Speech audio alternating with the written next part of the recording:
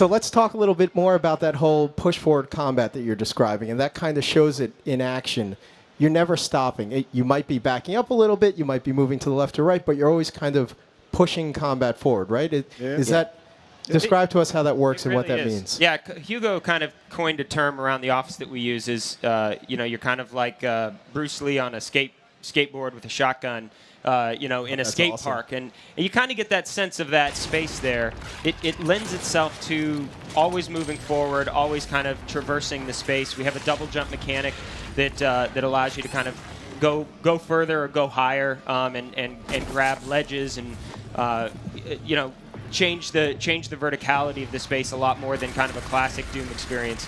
But it is always about kind of moving forward and using the space to your advantage, moving your speed to your advantage. But the enemies can always flank and find a new angle on you. So, as has been said, you stop and you die pretty much in the course of this game. You're never not multitasking. There's always like 4 or 5 guys, and there's a heavy here, and an imp running around, and they have these super shot fireballs, and you could hear it wind up just like in the classic Doom. And it's sort of like lock-on missiles if you're in like an F-22, and you hear go beep beep, you know that like you better move fast. So there are always cues everywhere. There are visual cues in the corner of your eyes. There's audio cues. There's all kinds of ways of knowing that things are happening at all times. Literally, and you're always in danger. In the middle of an arena, I'll just do figure eights even when I'm just paused because they're always trying to nail you with something. And when you play it on hard, one hit, you're dead. You can get into really good combat rhythm, and that's kind of key to the game is just this constant motion and rhythm.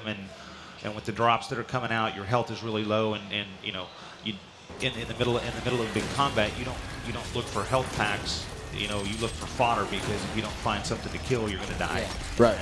One of the parts I really love about our game is that's that ever-changing chessboard. Like the battlefield is always changing. The AI is always making a move. You need to counter. The minute you counter, another AI is coming in. Yeah. And so you've got this game in your head that you're playing just to stay alive and get through it and take guys out. Combat is it's so core to what Doom is to everybody in the world, and it's really strong in our game. It's really fun working. You can't really strategize when you enter into an arena space. It's more like moment-to-moment, split-second strategizing because it's changing constantly. Right. It's very improvisational. Everybody has a plan until they get hit in the face. Pretty much.